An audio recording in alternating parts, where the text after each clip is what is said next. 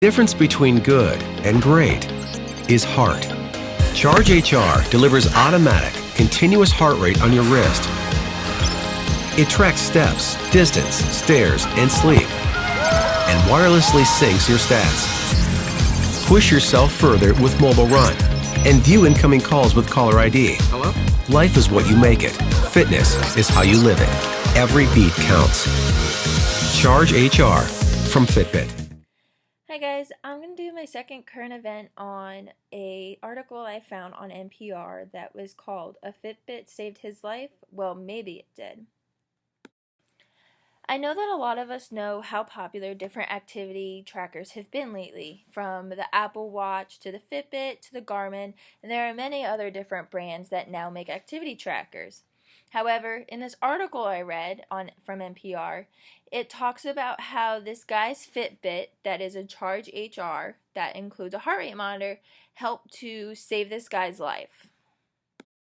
As most of us know, some of the benefits of wearing these activity trackers are that you can keep records on your smartphones or your computers or any other mobile devices that you have, such as an iPad or an iPod.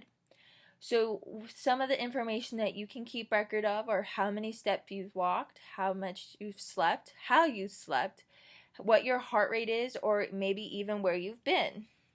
Most people use these records for their own gratification in their own records, or some use it to help in weight loss or increasing their daily activity. However, did you ever think that one of these fitness trackers could actually help tell your doctor something about the way your body is functioning on a daily basis?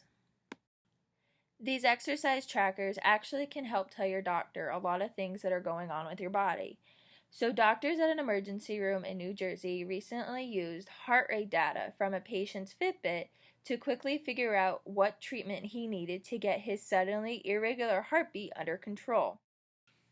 The case study talks about how the patient showed up at the emergency room after having a grand mal seizure, was a little foggy, and he had no idea his heart was in trouble.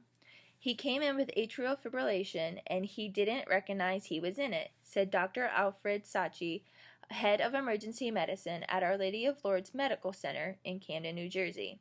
Atrial fibrillation is when the two upper chambers of the heart quiver very quickly and erratically.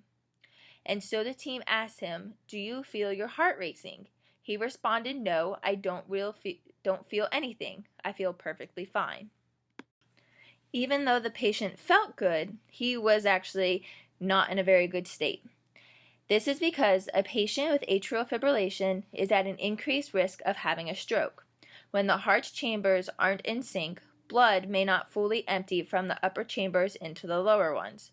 If it pools long enough in the upper chambers, that blood can clot. A piece of the clot may break off, move through the circulatory system, and block blood flow to the brain, which then causes a stroke.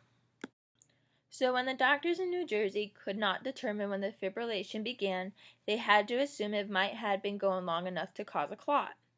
At Our Lady of Lourdes, the doctors prefer to treat atrial fibrillation aggressively, shocking the patient's heart to get it back into normal rhythm quickly.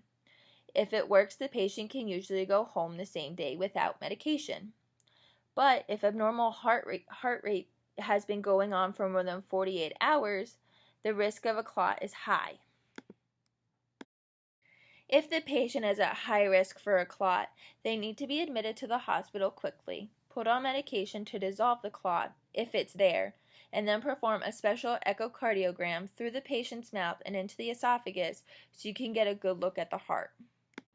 However, this patient was wearing a Fitbit fitness tracker that had a heart rate monitor into it and connected wirelessly to his smartphone. With his permission, the doctors checked the data on the phone and figured out that the episode of arrhythmia had begun only about 2 hours before he showed up at the ER. The doctors were able to hook him up to the pads, put him to sleep, and give him a little shock, let him wake up and go home.